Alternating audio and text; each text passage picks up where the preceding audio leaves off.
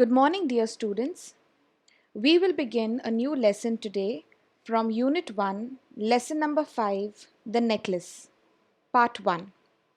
But before we do, I want all of y'all to think about something you dreamed of possessing. Maybe the boys can think of a bike or a car that they dreamt of possessing. Girls, I don't know, maybe some fashion products or maybe a cell phone that you wanted to own for a really long time. What would you do to get it? Think about it. Why you want it so much? How you would use it? What you would use it for? Where you saw it first? Its use? Its appearance? And whether you would share it with others. There is a small activity given to you, children, on page number 17. Think about something that you really, really want. Okay, and all these various questions, write it down in your textbook itself. Now, let's begin with part 1. I hope all of you all have your textbooks open, page number 18. Let's begin. The Necklace, part 1.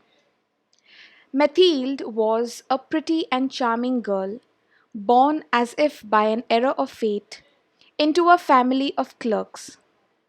She had no means of becoming known, understood, loved, or be wedded to an aristocrat.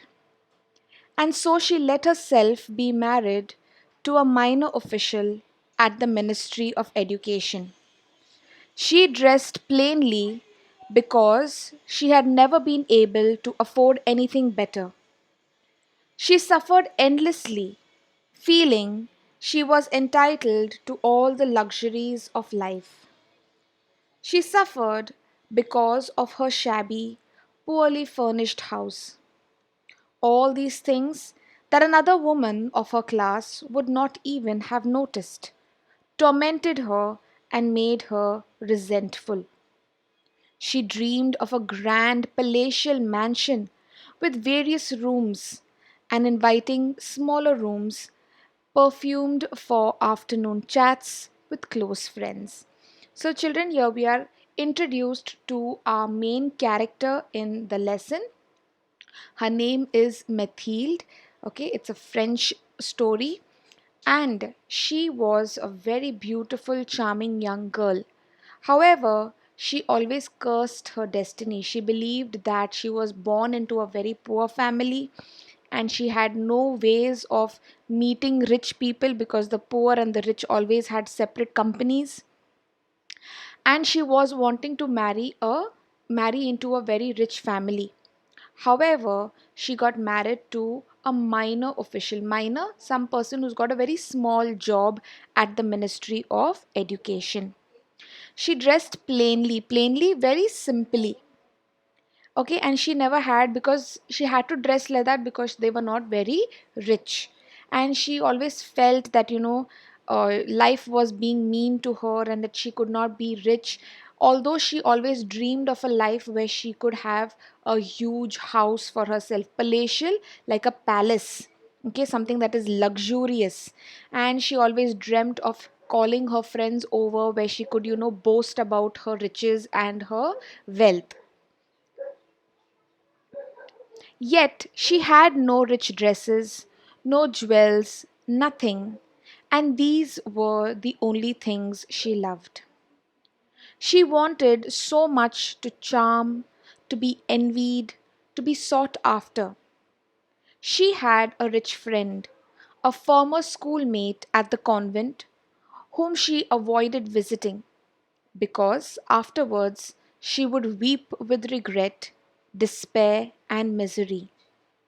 One evening, her husband came home with an air of triumph, holding a large envelope in his hand.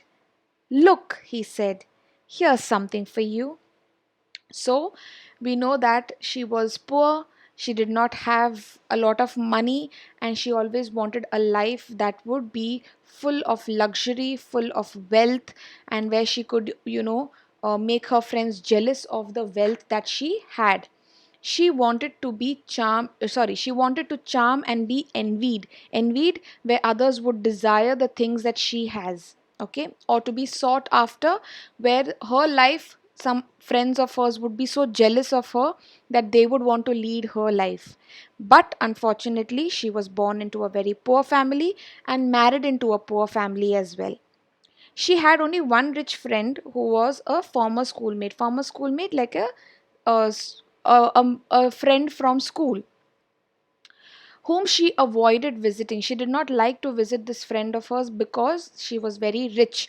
And whenever she went to her house to visit her, she would be so jealous of her friend's riches and her wealth that she would come home and she would be completely saddened by the thought that she did not have the life her friend had. And one evening, her husband came home with an air of triumph, very, very happy, thinking that he would make his wife happy today. He had something for her in a large envelope and he said, "Here is something for you." He felt that today he could make her happy. She tore open the paper and drew out a card on which was printed the words, "The Minister of Education and Madame Gorges Rampagno requests the pleasure of Monsieur and Madame Loisel's company at the ministry on the evening of Monday, January 18th." Instead of being delighted as her husband had hoped, she threw the invitation on the table resentfully and muttered, "What do you want me to do with this? And what do you expect me to wear if I go?" So we know that the husband came home very happy, thinking that, after a long time, uh, he would be able to take his wife out where they would have to dress up very nicely and have an evening out with dancing and eating. Okay. And unfortunately, things took a bad turn where they were invited to this ball. A ball is a like a big party, all right, where people would dress up and come. So of course I told you it is a French story, so therefore the men are called monsieur and the women are called madame or mademoiselle. All right, so here we see that they were invited for this wonderful party, but instead of being happy, okay, like her husband had expected her to be, we see that she was resentful, very bitter against this entire plan, because she wanted to know, what do you want me to do with this and what am I going to wear, because since she was poor, she did not have very expensive dresses or clothing. He hadn't thought of that. He stammered, "Why, the dress you go to the theatre in, it seems very nice to me."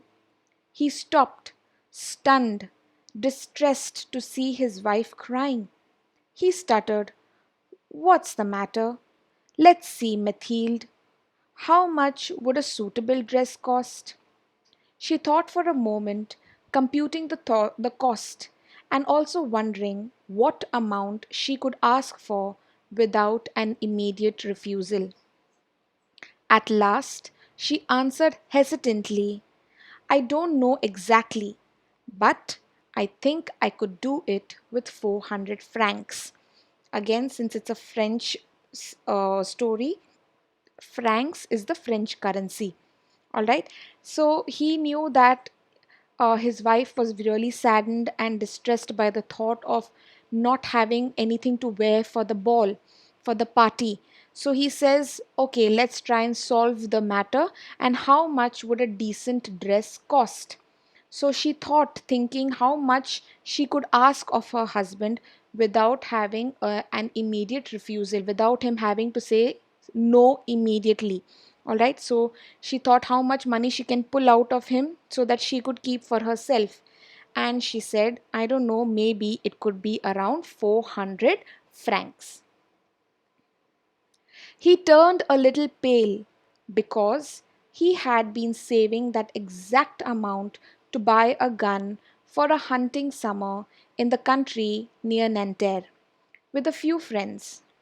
However, he said, "Very well, I can give you 400 francs, but try and get a really beautiful dress. The day of the party drew near, and Madame Loisel seemed sad, restless, anxious, though her dress was ready. So we see now that her husband, wanting to give her all the luxury and all the happiness in the world, accepted to give her the 400 francs, even though he was saving the same amount of money to buy himself a gun where he could go hunting with his friends. Now, abroad, hunting is like a sport, okay, where you have a season known as hunting season. So he wanted to buy himself a gun, but to keep his wife happy, he realized that he had to give away this money to his wife so that she could be happy and buy herself a beautiful dress. So he says that, okay, take the money, but try and get a really beautiful dress so that you can be happy. The day of the party drew near, and she seemed extremely restless. Although her dress was ready, she was still sad. Let's see why. One evening, her husband said to her, "What's the matter? You've been acting strange these last 3 days." She replied, "I'm upset that I have no jewels, not a single stone to wear. I would rather not go to the party." "You could wear flowers," he said. "They are very fashionable at this time of year." She was not convinced. The next day she went to her friend's house and told her of her distress. So the husband had realized that even though she had purchased a beautiful dress, she was still not very happy. When he asked her why she was unhappy, she answered that she had absolutely no jewels to wear, no stones or precious stones that she could wear around her neck so that she could boast of the like a luxurious life that she has. So the husband says, "Why don't you wear flowers? Nowadays people are wearing flowers and it's very fashionable." But being a woman, everyone wants to dress up very well for a party so that people might notice her for her jewels, for her dressing. So she was not convinced, and she realized that her only other option was to go and ask her friend to lend her a necklace. Madame Forrester went to her mirrored wardrobe, took out a large box, brought it back, opened it, and said to Madame Loisel, "Choose, my dear." First, Mathilde saw some bracelets, then a pearl necklace. She tried on the jewelry in the mirror. She kept asking, "You have nothing else?" So she went to her friend, who you remember was very rich. So her name was Madame Forrester, and she went to her mirrored wardrobe and took out a large box with all her jewelry in it, and she asked Mathilde to choose whatever she wants. And Mathilde tried on all of the various jewelry that she had. However, she was not satisfied with what she seen and asked if she could see something else. "Why, yes, but I don't know what you like." Suddenly, she discovered a black satin box, a superb diamond necklace, and her heart began to beat with uncontrolled desire. Her hands trembled as she took it.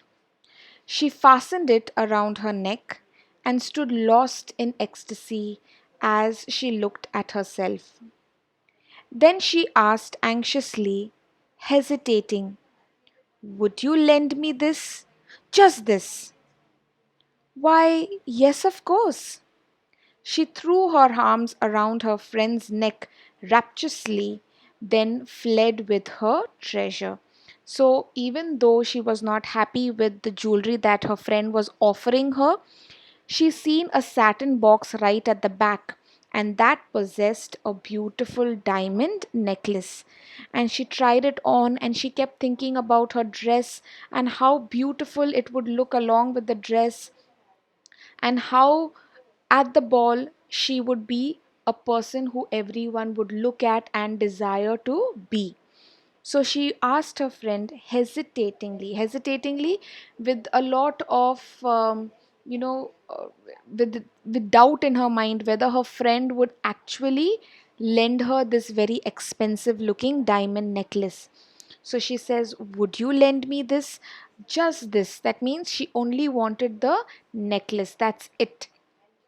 And she says, "Of course I will. Take it and go."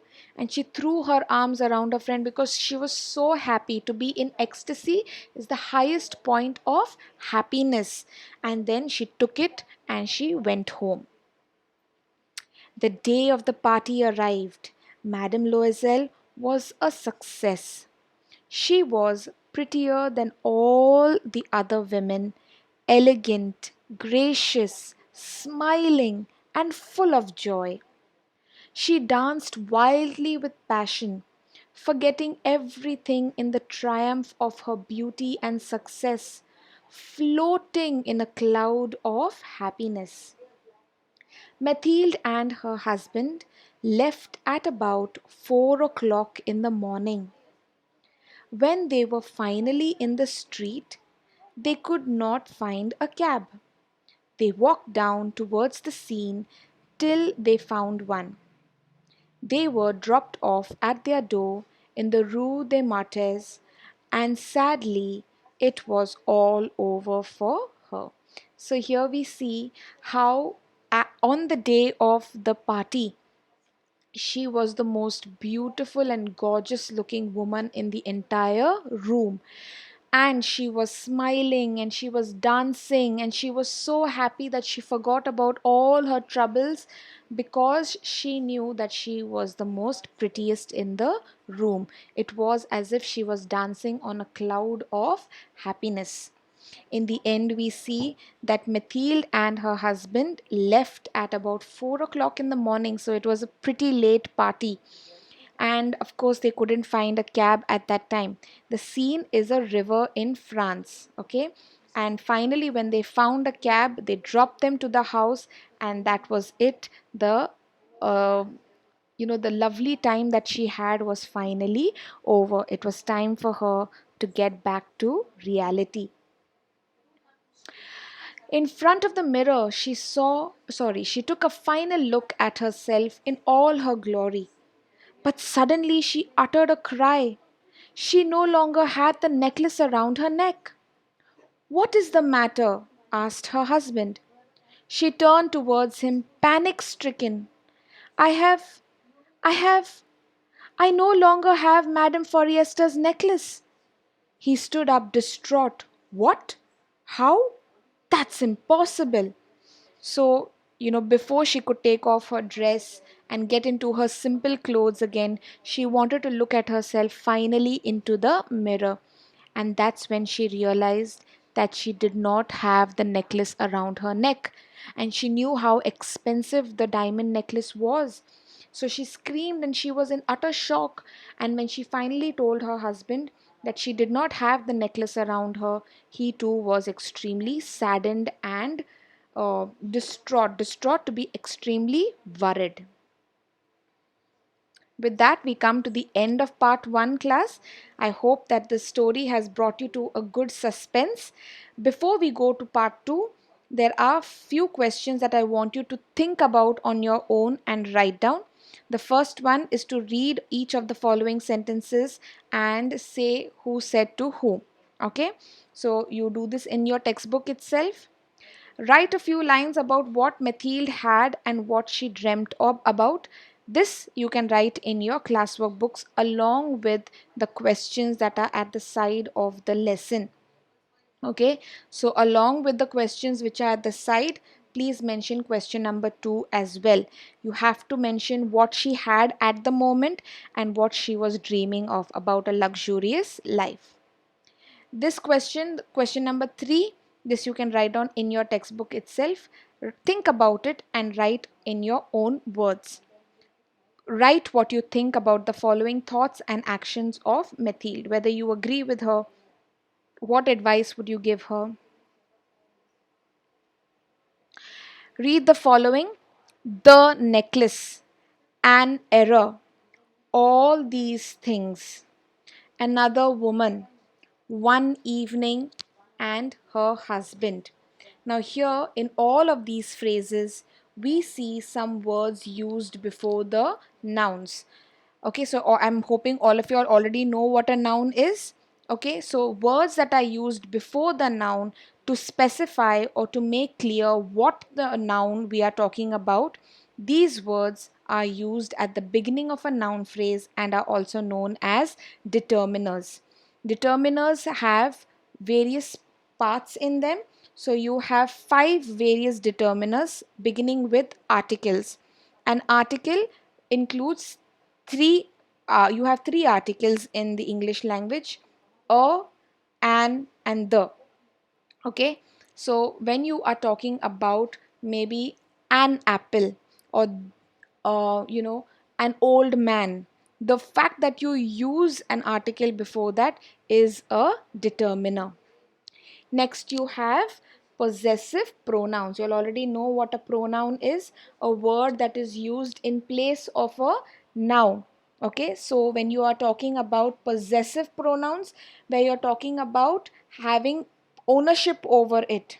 Okay, for example, the words that like my daughter or your umbrella, his clothes. Okay, talking about who it belongs to. Those are possessive pronouns. Next, you have demonstratives. Demonstratives are nothing but when you want to show something in particular. For example, this tree or that flower or these buildings. Okay, all this are known as demonstratives. Next, you come to quantifiers. Quantifiers is nothing but tells you how much, okay, in quantity. So you use the word, for example, there are many apples on the tree, or here we see, or this girl is in too much of trouble. So much trouble, many apples, these are quantifiers. Of course, numerals is nothing but numbers. When you're talking about a number, there are two boys, or maybe I have four chocolates. Okay, so all of these together are known as determiners. With this class, we come to the end of part 1. I hope you all have understood the lesson, and I hope you all are wanting to see what happens in part 2. Thank you, children, and have a wonderful day.